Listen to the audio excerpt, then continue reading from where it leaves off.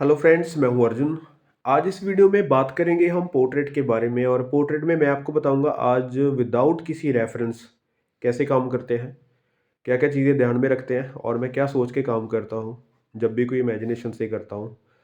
मैं आपके साथ कुछ शेयर करूंगा अपनी चीज़ें जो पर्सनल मेरे थॉट्स हैं, और करते हैं छोटी सी डेमो।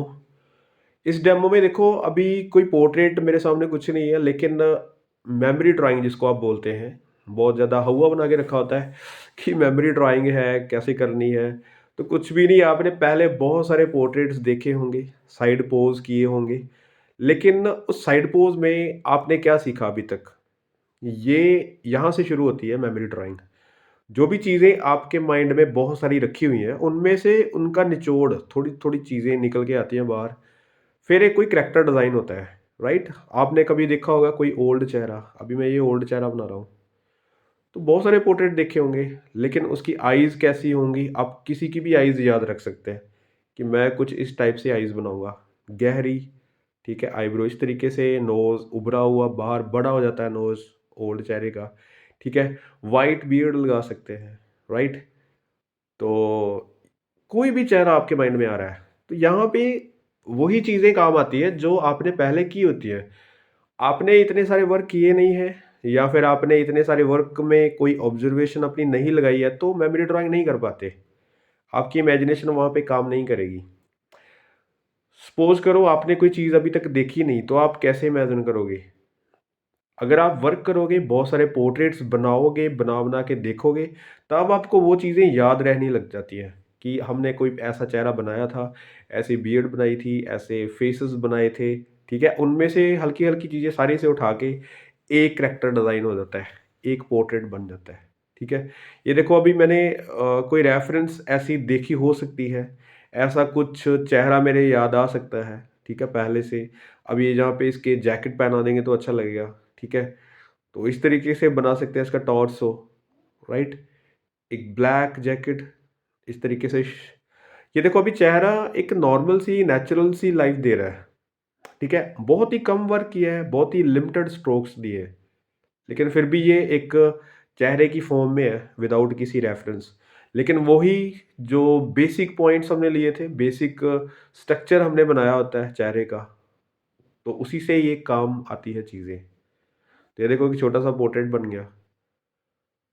एक लाइवली चीज़ बनाने के लिए, इम्प्रेशन उसको अच्छा देने के लिए ज़्यादा वर्क करने की ज़रूरत नहीं होती। उसको समझना होता है कि कहाँ पे इस पे वर्क करना है, कहाँ पे डार्क करना है, कहाँ पे लाइट करना है, ठीक है? कहाँ पे उसकी शैडो आ रही है। ये चीज़ें समझना ज़रूरी है, ना कि उसको बहुत ज़्यादा डिटेलफुल चीज़ें करनी। डिटेलिंग हमें खूबसूरती दे सकती है। अब एक और करते हैं, खूबसूरती दे सकती है जो डिटेल है, लेकिन उसको रियलिस्टिक नहीं कर पाती कई बार। अगर आप अपनी आईज़ से देखते हैं दूर से कोई चेहरा, तो आपको कितना फ़ोकस नज़र आता होगा, कितनी ज़्यादा उसमें डिटेल नज़र आती होगी। उतनी ही जितनी आपकी आईज़ की परखने का तरीका है, या देखते हैं कितनी शार्प तरीके से देखेंगे, या फिर वो कितनी लाइट में है। कोई कैमरा बहुत अच्छा है, वो फ़ोकस कर सकता है इतनी डिटेल जो हम हाइपर रियलिस्टिक वर्क में देखते हैं, या फिर कैसे भी हम करते हैं। लेकिन अपनी आईज़ से डायरेक्टली किसी चीज़ को इतनी डिटेल में देख नहीं पाते। सामने बैठे किसी व्यक्ति का हम स्किन टेक्सचर नहीं देख सकते, वो भी ब्लर लगता है, स्मूथ लगता है, राइट? आईज़ के अंदर कितनी लाइनें हैं, कितनी मतलब ग्रेट उसमें डिटेलिंग है, वो कुछ नहीं देख पाते। हमें एक आईज़ नॉर्मल सॉफ्ट तरीके से दिख रही होती है। तो ये बहुत सारी चीज़ें हैं जो हमें समझना होगा कि रियलिस्टिक क्या चीज़ है, या फिर उसमें डिटेल की कितनी ज़रूरत है, या फिर कहाँ पे करनी है। ये एक मेन मुद्दा आ जाता है जब हम वर्क में आ जाते हैं, प्रोफ़ेशनल फ़ील्ड में आ जाते हैं कि यही काम करना है, इसी तरीके से समझना है, और इसको किस तरीके से समझना है। तो बहुत सारे क्वेश्चन्स होते हैं। आपके जितने अच्छे क्वेश्चन होंगे, उतने ही अच्छे आपको जवाब मिलते हैं किसी अच्छे आर्टिस्ट से। क्योंकि हमें सबसे पहले उनको क्वेश्चन करना पड़ता है कि ये चीज़ कैसी है, कैसे बनती है, हम कैसे देख सकते हैं। तो फिर वो उतनी अच्छी हमें नॉलेज दे सकता है। हमारे सवाल कुछ ऐसे होंगे बच्चों वाले कि कलर कौन सा किस में मिक्स करके क्या बनता है, तो वो इतने अच्छे से नहीं बता सकता, राइट? क्योंकि वो आपका नज़रिया है, आप कलर को पैड पे कैसा देखते हैं, कैनवस पे कैसा लगाना चाहते हैं, या फिर किसी पूरी कंपोजिशन में कैसा कलर आपको फिट बैठता है, राइट? ये बहुत गहरी चीज़ें हैं जो मैं आपको बता रहा हूँ। जब आप कोई कलर पेंटिंग करने बैठोगे, कोई लैंडस्केप करने बैठोगे, तब आपको शायद ये चीज़ें पता चलेंगी, फ़ील होगा। अभी देखो दूसरा पोर्ट्रेट है, एंगल मैंने अलग किया, हल्का-सा एक फेस बनाया। तो अभी देखो कुछ भी ज़्यादा इसमें डिटेल नहीं है, लेकिन फिर भी मैं इसको रफली बना रहा हूँ कि इसका इंप्रेशन अच्छा हो, एक नेचुरल सा कोई चेहरा हो। जैसे ये बियर्ड बना दी मैंने, हल्की-हल्की मूंछें इसकी बनाई है ऊपर उठी हुई, ठीक है? तो आईज़ वगैरह कुछ भी डिटेल नहीं है, देख रहे हो आप। डिटेल करना इतना ज़्यादा इम्पोर्टेंट नहीं होता, जैसे मैंने पहले बताया। उसको इंप्रेशन देना बहुत ज़रूरी होता है। अभी तक मैंने देखो ये फेस पे स्ट्रोक्स ही लगाए हैं, अभी हेयर का कुछ नहीं पता कि क्या करने वाले हैं। तो ऐसा लग रहा है कि इसके पीछे जो ऊपर जूड़ा लगा सकते हैं। तो यहाँ पे कैसे भी स्ट्रोक दे सकते हैं, राइट? इस तरीके से। अभी देखो इसकी लुक चेंज हो गई है पहले से। इस पे पगड़ी बांध देते कोई और लुक देता, ठीक है? अब इसके हेयर जो है इस तरीके से बनाए हैं, तो ये लुक कोई और दे सकता है, और तरीके से दिखा सकते हैं इसको। ये बड़ा कर सकते हैं, ठीक है? डार्क कर सकते हैं, जैसे बाल इकट्ठे हों। तो देखो चीज़ों को सही तरीके से बनाना एक अलग चीज़ होती है कि आप शार्प शार्प लाइन लगाते हैं। जब आप चीज़ों के बारे में इम्प्रेशन देना शुरू करते हैं, आप स्टडी की होगी आपने आर्ट की, तो इम्प्रेशनिज़्म का पता होगा कि किसी भी चीज़ को इम्प्रेशन में डालते हैं, ठीक है? क्लॉड मोने ने ये स्टार्ट किया था वर्क पहले। मैं ये स्टोरी बाद में बताऊँगा आपको।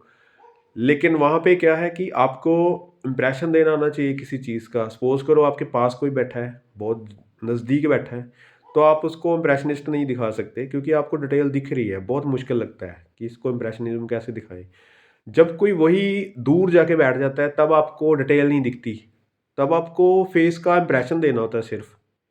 उसको सिर्फ़ एक चेहरा, जैसे हम बोल देते हैं, लुक देनी है एक सिर्फ़ उसकी, या फिर उसकी परछाई की तरह उस पे काम करना है। तो वो जो चीज़ें हैं, वो आपको समझनी होगी कि किसी भी चीज़ को हम इम्प्रेशन में कैसे बदल सकते हैं। उसको कितना डार्क, लाइट या फिर कैसे दिखा सकते हैं। इसलिए मैंने ये विलो चारकोल उठाई थी, क्योंकि इससे स्ट्रोक्स लगते हैं और फ्रीडम से काम होता है। पेंसिल से ये स्ट्रोक नहीं लगते। ये देखो एक अच्छा सा करैक्टर बन गया है, राइट? कैसे भी इस्तेमाल करो, कैसे भी लाइनें लगाओ, कोई फ़र्क नहीं पड़ता। लेकिन इसको अच्छे से करैक्टराइज़ करो। आज साइन कर देते हैं यहाँ पे, राइट? एक और स्केच करके दिखाता हूँ इससे डिटेलफुल। जो कि पहले था हल्की सी डिटेल थी, इसमें थोड़ा-सा और ऐड किया है। अब और कोई करैक्टर सोचते हैं, जैसे फ्रंट का ले लेते हैं थोड़ा-सा। तो आईज़, नोज़, लिप्स वैसे ही है, फंडामेंटल वैसे ही होता है हर एक फेस का। लेकिन उसका जो बाहरी स्किन एरिया होता है, मैं आपको बताता हूँ कि कैसे हम सोच पाते हैं। बाहरी एरिया जैसे स्किन वाइज़ हो गया, ऊपर का जो स्कल है तो सबकी सेम ही होती है स्कल, उसमें कुछ चेंज ज़्यादा नहीं होता। बड़ी-छोटी हो सकती है क्योंकि ऐज वाइज़ हो सकती है, ठीक है? तो ये सारी चीज़ें थोड़ी-सी फ़र्क में आती हैं, लेकिन ज़्यादातर आप फ़र्क नहीं ढूँढ पाएँगे स्कल में। जब हमारे ऊपर स्किन एरिया बनता है, जब मसल्स बनते हैं स्किन के, तो वहाँ से शुरू होती है हमारी चेंजेस। किसी की आईज़ कैसी है, किसी का नोज़ कैसा है, फिर उसके ऊपर लेयर्स कितनी बन रही है, और कितना वो मोटा है, पतला है या फिर फिट है, तो वो चीज़ें चेंज लेके आती हैं हमारे पोर्ट्रेट में। तो वहीं से शुरू होता है हमारा जो करैक्टर डिज़ाइन है कि हमें इसको कैसा दिखाना है। मस्कुलर है या फिर फैटी है या फिर कमज़ोर है या फिर किस तरीके से है। तो अभी देखो ये मुझे मुझे बहुत पसंद है कि ऐसे करैक्टर्स मैं बनाऊँ। अभी डिफरेंट चीज़ ये है कि आईज़ के ऊपर ये एक पट्टी बाँधी है। इसको मैं बाद में क्लियर करता हूँ। तो इंटरेस्टिंग सी चीज़ ये होती है कि आप क्या नया सोच सकते हैं। अभी ऐसा डिज़ाइन, ऐसा करैक्टर शायद मैंने कहीं देखा ना हो या फिर अभी तक देखा होगा। लेकिन मुझे ये बड़ा पसंद आता है, जो आईज़ के ऊपर एक धागा बाँध के एक ग्रीन पट्टी बाँधते थे पहले। आईज़ बनाते थे तो ये ग्रीन पट्टी बाँधते थे। और या फिर चोट लग जाती थी किसी पे, बहुत सारे हॉलीवुड मूवीज़ में भी होते हैं ऐसे कैरेक्टर्स कि उसकी आईज़ पे ये बंधा होता है। तो वो कहीं न कहीं याद रह जाता है। तो यही चीज़ें हैं कि आप कहाँ से उठा के क्या चीज़ कहीं पे फिट कर रहे हो। इसी को हम मेमोरी ड्राइंग बोल देते हैं, अपने माइंड से ली गई कोई चीज़। तो वो जहाँ पे बहुत सारा स्टोर किया गया है वर्क, या फिर कुछ आप माइंड में रखते हैं ऐसी चीज़ें, तो वही यहाँ पे कैनवास पे किसी पेज के ऊपर निकलती हैं कभी ना कभी, राइट? तो ये सोच के चलो, अभी देखो एक साइड पे मैंने हल्का सा मिक्स कर दिया, शैडो दे दिया, एक साइड से लाइट कर दिया। ये सिर्फ बेसिक चीज़ें हैं जो लाइट एंड शेड या फिर इसका स्ट्रक्चर्स बनाना पोर्ट्रेट का, राइट? कैरेक्टर डिजाइनिंग जब होती है तो वो अपने तरीके से होती है। वहाँ पे आप बहुत सारे चेंजेस कर सकते हैं, जैसे मैं इसका मुंह खोल दिया है, राइट? थोड़ा सा इसको फीलिंग्स देते हैं थोड़ी सी, कि कैसा इसका इंप्रेशन हो सकता है फेस का।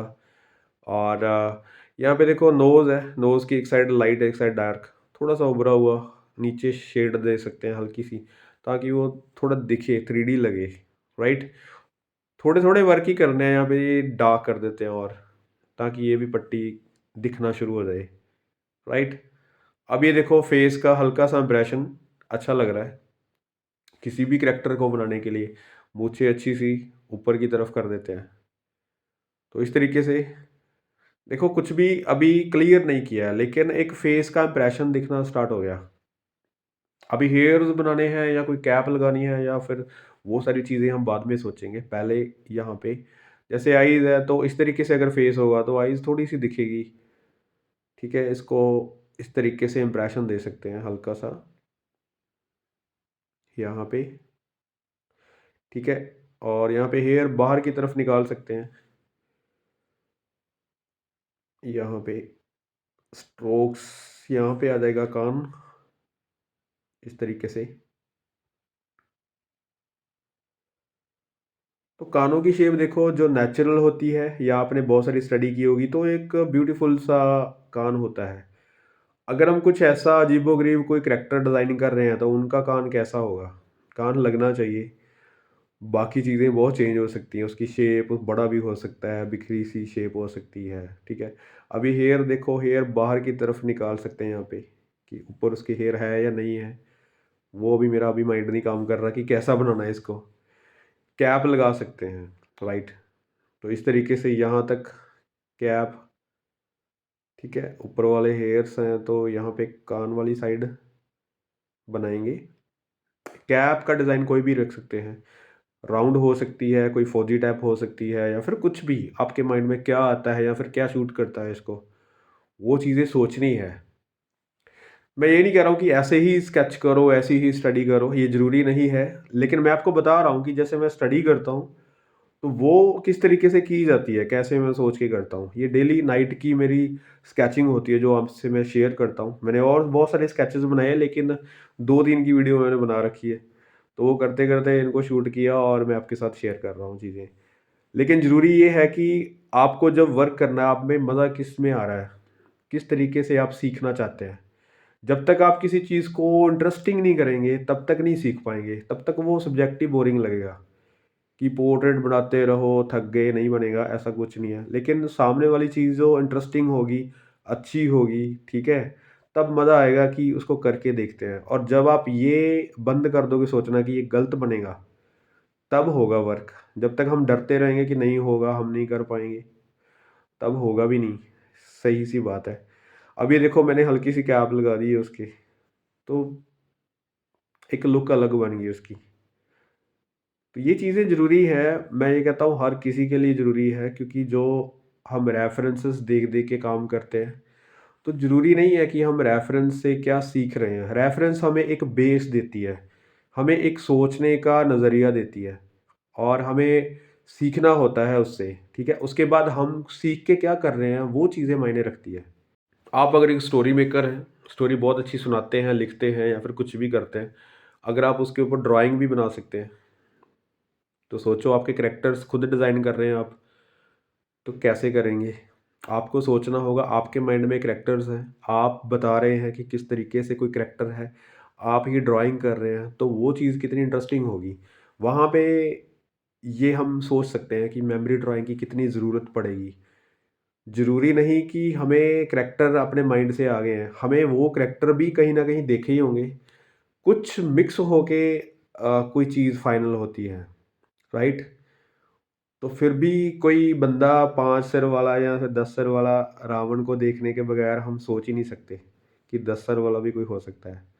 तो वो भी हमने पहले देखा है, तभी सोच पाते हैं कि किसी के 3 सर होते हैं देवी देवता के, या माताएँ होती हैं तो उनके 5-7 हाथ होते हैं, 10 हाथों वाली माता, 4 हाथों वाली माता, वो भी हमने देखी हुई हैं चीज़ें। लेकिन वो हम खुद इमेजिन नहीं कर सकते, हम ज़्यादा कर सकते हैं उससे या उससे कम कर सकते हैं, वो चीज़ें हम सोच नहीं पाते।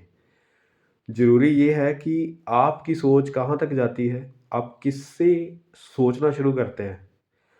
बहुत बड़ी-बड़ी चीज़ें हैं ये आर्ट में, सिर्फ़ एक ड्राइंग बना लेना, एक पोर्ट्रेट बना लेना काफ़ी नहीं होती। चीज़ों की ऑब्ज़र्वेशन लगानी होती है, जब सोचनी पड़ती है तो बहुत लंबी चली जाती चीज़ें। अभी देखो पोर्ट्रेट है हल्का-सा, तो कुछ भी करैक्टर कर रहे हैं, इसमें कोई बंदिश नहीं है मेरे पास कि इसके हेयर ऐसे होंगे, नहीं होंगे, या फिर यहाँ पे इसकी बियर्ड कितनी बड़ी होगी, या फिर इसने क्या पहना होगा। मेरे पास इतनी फ्रीडम है क्योंकि स्केचिंग सीख रहे हैं। सीखने के लिए आपके पास फ्रीडम होनी चाहिए कि आप गलत कर सको, बाद में उसको ठीक कर सको, ठीक है? अपने तरीके से उसको बना सको। स्टडी में बहुत सारी चीज़ें हैं।